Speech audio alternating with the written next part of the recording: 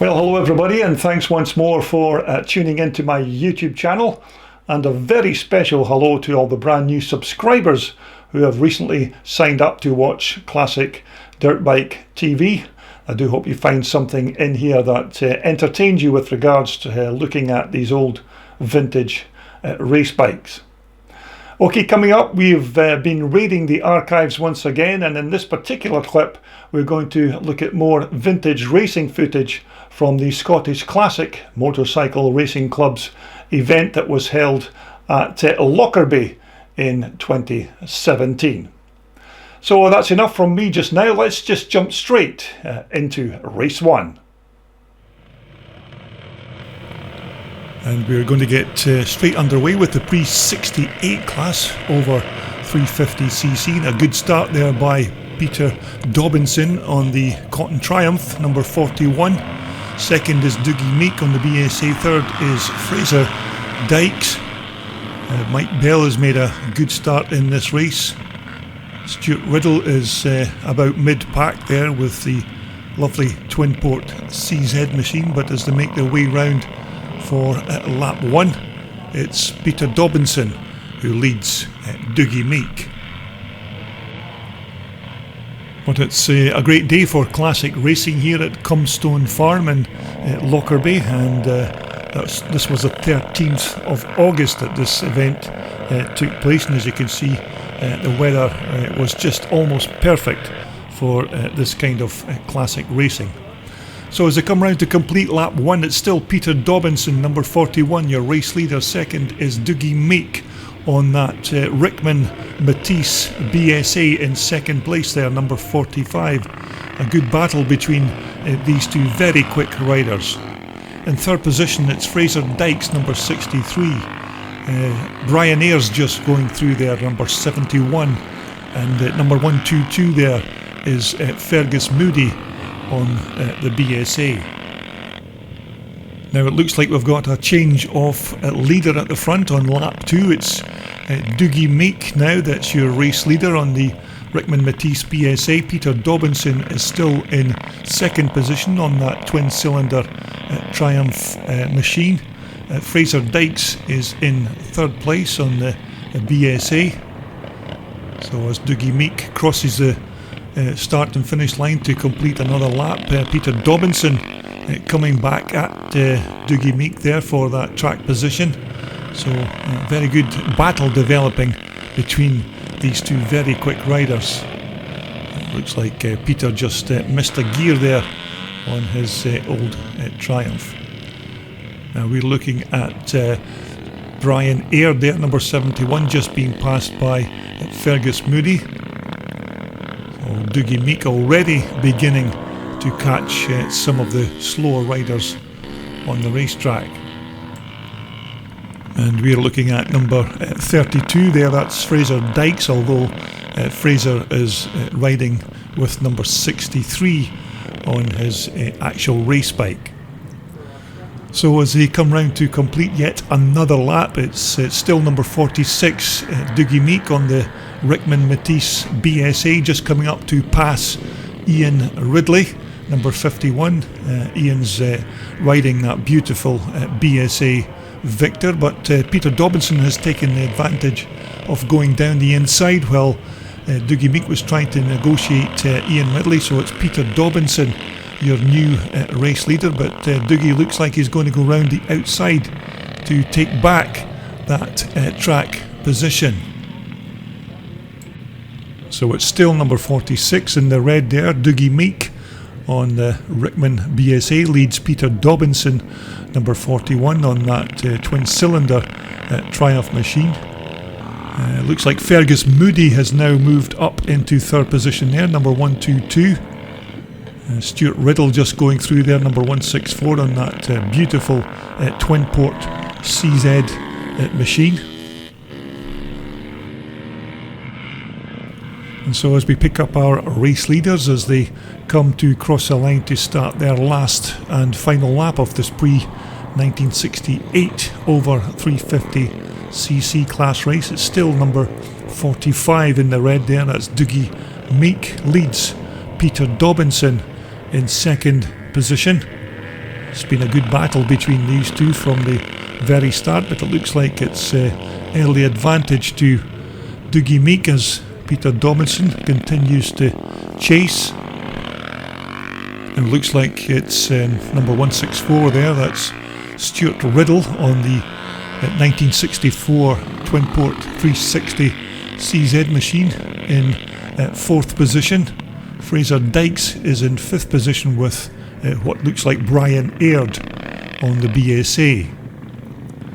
So as they make their way towards the checkered flag, our two race leaders, it's still number 45 Dougie Meek has a slight advantage over Peter Dobinson on the Cotton Triumph. But as they make their way towards the checkered flag and take the only jump that's on the racetrack here at Cumstone Farm, it's still Dougie Meek. They're side by side as they head towards the checkered flag, but it's Dougie Meek who's going to take the win in this pre-1968 over 350cc class, with Peter Dobinson in 2nd position.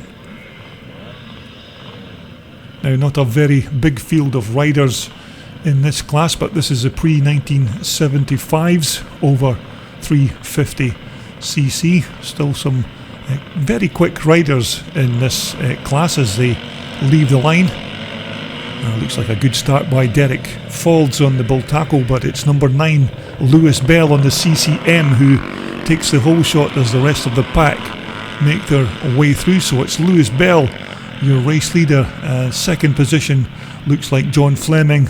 3rd position was Derek Faulds at turn 1. So it's Lewis Bell first, John Fleming 2nd, number 24 there is Derek Faulds on the 360 Bultaco. Number 125 behind is Ian Stainton on the CCM. At number 50 there is Big Les Calderwood, also riding an Alan Clues CCM bike.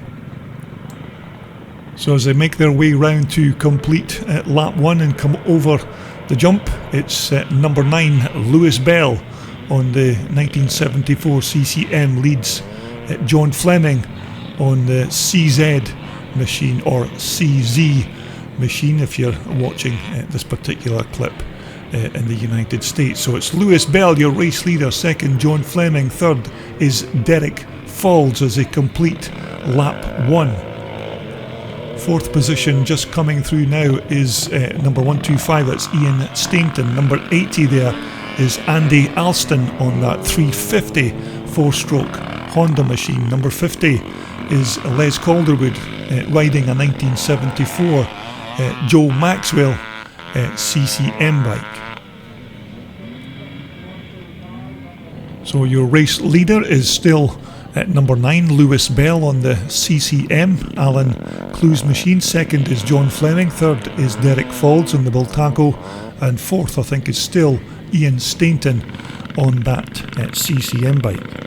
But it's a beautiful part of the country here in Lockerbie, and it's not only famous for classic racing of course, but more renowned for that horrendous disaster when Pan Am Flight 103 fell from the sky and landed on the town of Lockerbie in December of 1988, which the town of Lockerbie is actually only a couple of miles from this actual track.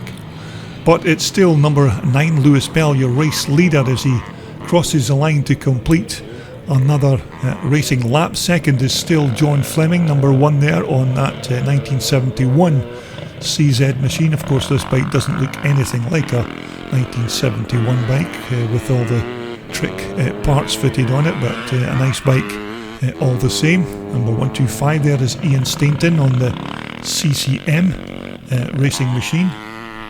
But it's still number 9 Lewis Bell, your race leader. John Fleming there, number 1. In 2nd position, Derek Faulds, who's still keeping a watching brief there in 3rd place. It looks like Gary Smith has now moved up to 4th position on his CZ machine. Now unfortunately this race had to be stopped as one of the spectators that were standing trackside took seriously ill and then fell forward onto the track.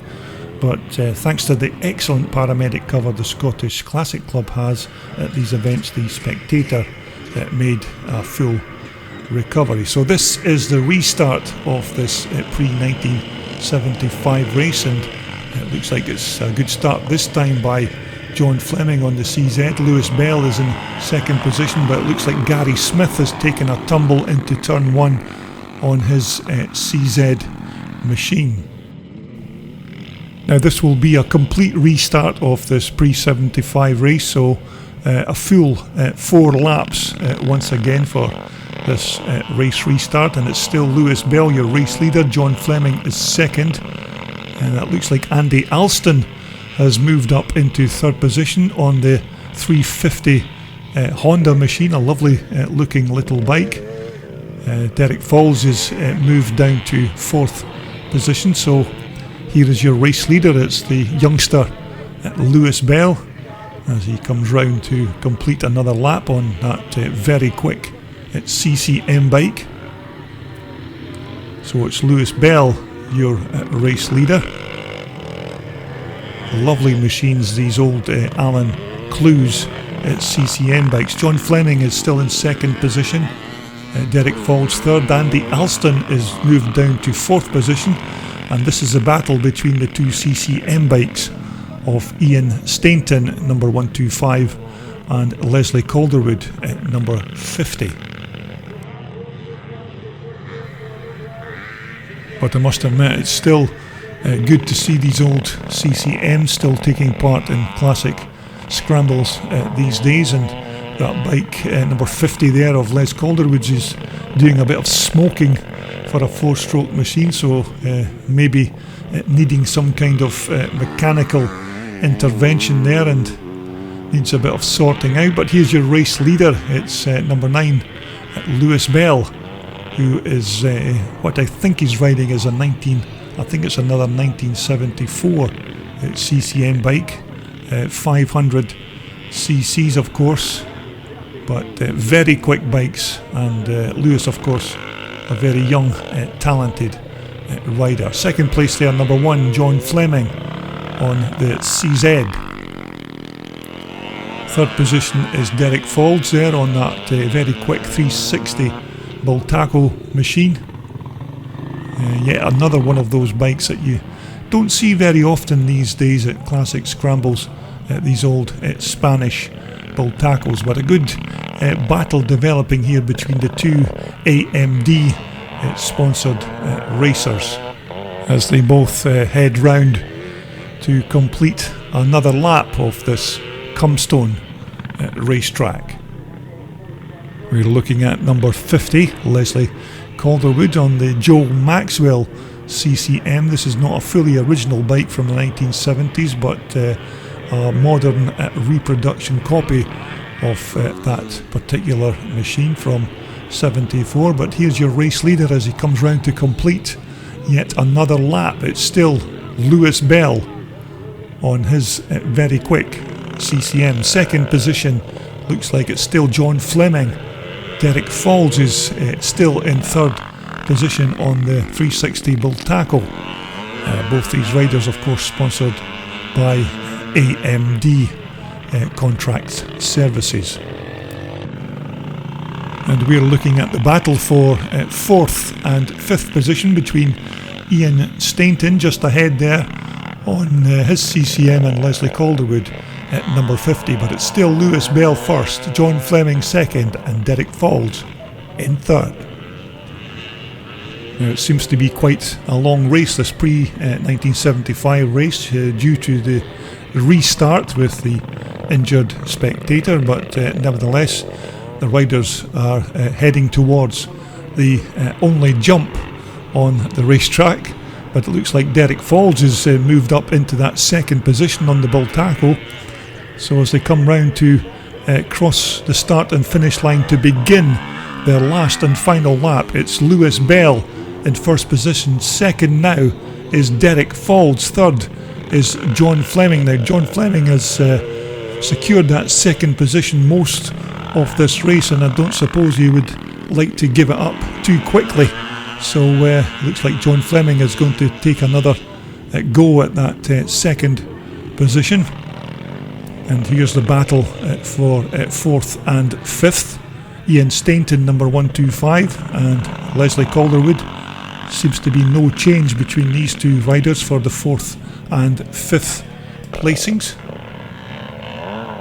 But barring any mechanical issues, it looks like Lewis Bell has got this race in the bag, and we're concentrating on this battle for the 2nd and 3rd placings. It's still Derek Falls on the Bultaco who leads John Fleming on the CZ.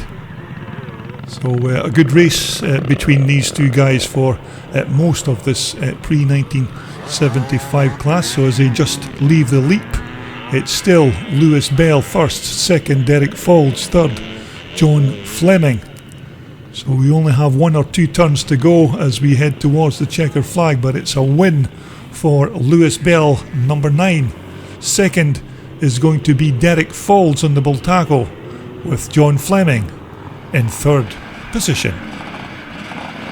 Okay, next up we have the pre-1984 class, or the Twin Shock class as it used to be known a few years ago, and a very decent lineup of riders for this class here at Cumstone Farm in Lockerbie.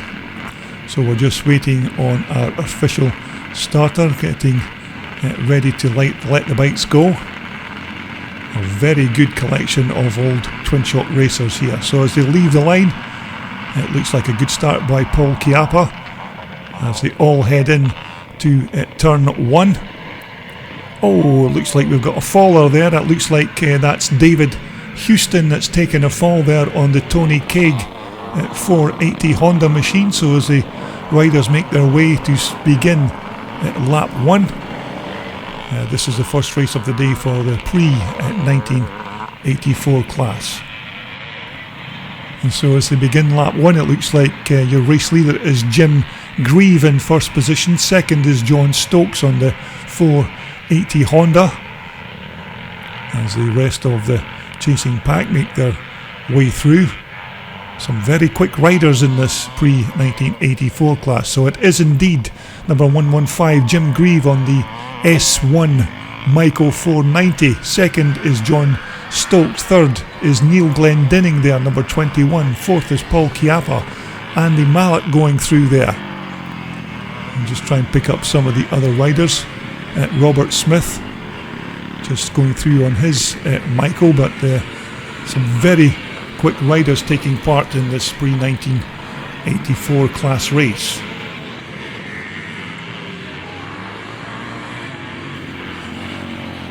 And so as the riders come round to complete lap 2, it's still number 115 Jim Grieve on the S1 Michael only 490 machine.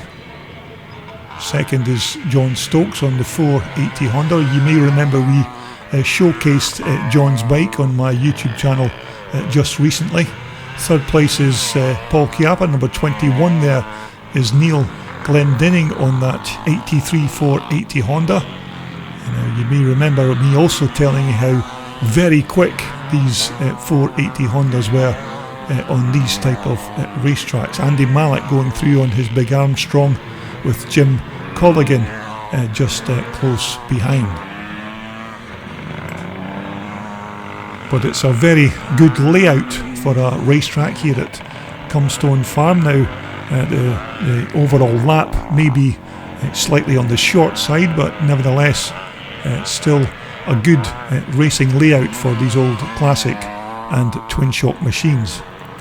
So as he comes round to complete yet another lap, it's still number 115 Jim Grieve on the 490 Michael, your race leader. Remember, 6 laps for the twin shock class as opposed to 4 laps for the older vintage bikes. But it looks like Jim Grieve has got that Michael hooked up. John Stokes there in second position, riding another 1983 480 Honda. Paul Chiappa is in third position on the 490 Michael, with Neil Glendinning in fourth. Number 30 there, that's Mike van der Meer, just being passed by yet another 83 480 Honda. Now, apologies, I don't recognise the rider riding this particular machine, number treble 3 there, but I do know the bike. That bike used to belong to another Scottish racing legend, Jim Baxter. So here's the man that's led this race from almost the start gate. It's number 115, Jim Grieve. Second is still John Stokes on that 480 Honda machine. John also rides a 490 Michael, but switches between his Honda and his Michael. And number 11 there, that's the 16 times Scottish Twin Shock racing champion, Paul Chiappa, the owner of Dunfermline Motorcycles. And number 103 there, that's not listed in the racing programme for the day, but I think that could be Davy Lawson riding that CR250 Honda. Looks like he's having a good battle with Daniel McNally there on the Husqvarna. But I must say it's an excellent turnout of riders for this pre-1984 class race here at Cumstone Farm. We do get quite a lot of Twin Shock and pre-1984 riders attending the Scottish Classic events, and it's good to see another fantastic turnout of these Twin Shock and pre-1984 bikes. So there is your race leader as he heads towards his last and final lap. It's number 115, Jim Grieve on the Michael only S1 490 machine. Jim Grieve has led this race almost from the start line, so it's been a good performance by Jim on that bike. Second now is Paul Chiappa on the 490 Michael. Third position is John Stokes on the 480 Honda, so Paul Chiappa has done well to come up through the field into second position.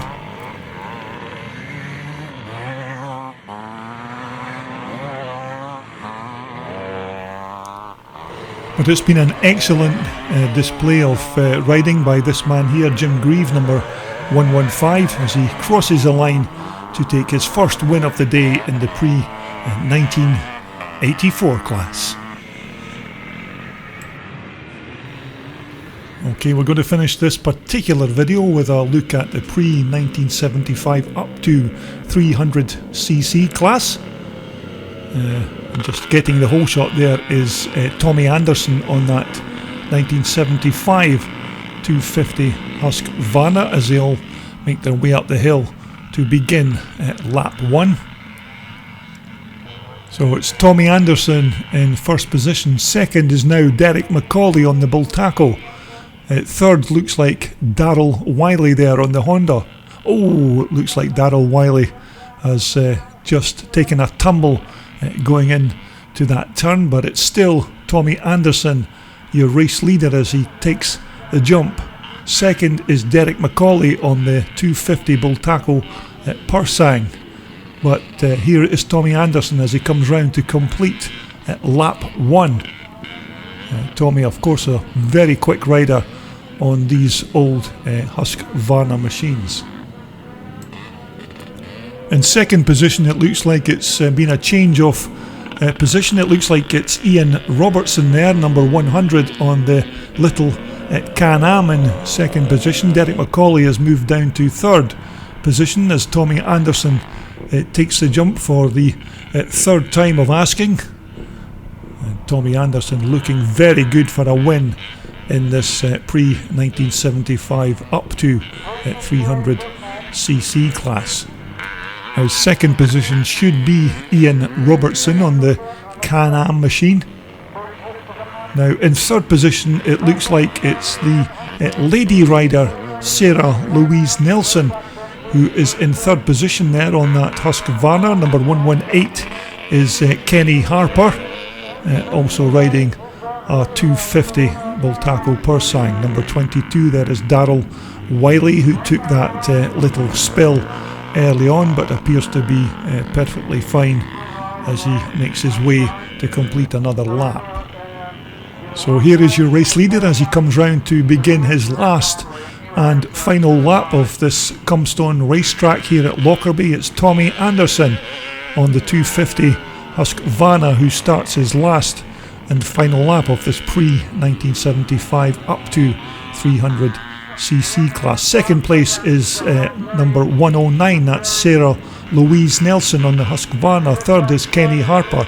It looks like Ian Robertson has slipped down, but Derek McCauley dives down the inside to take track position, so it's now Derek McCauley in third position. So it's Tommy Anderson first, lady rider Sarah Louise Nelson in second position on the Husqvarna, Derek McCauley in third, Ian Robertson in fourth, and it looks like Kenny Harper is in fifth position. But Sarah Louise Nelson is riding a superb race, trying to keep Derek McCauley behind her on that Bull Tackle purse sign. So it looks like it's going to be a win for number 3, Tommy Anderson on the 250 Husqvarna, but we're looking to see who's going to take that second place position, and it looks like it's going to be Derek McCauley who's going to beat Sarah Louise Nelson to that second spot, and it looks like Ian Robertson is going to finish in fourth. Well, I hope you enjoyed that racing action from the Scottish Classic Motorcycle Club's event held at Lockerbie.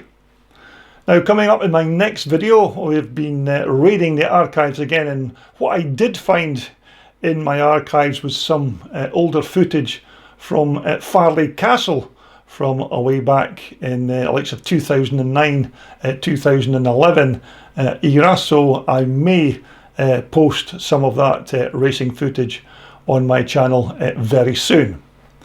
Okay, coming up in the next video, we'll be taking a look at this quite nice Honda CR250M. Now, this is a bike that also belongs to Steve McNally. You may remember we looked at Steve's Kawasaki a couple of videos ago, and this is one of Steve's other race bikes, so we'll take a look at that in my next video posting. So once again, thank you all for your support of my YouTube channel, and I'll see you again when we all return to Classic Dirt Bike TV.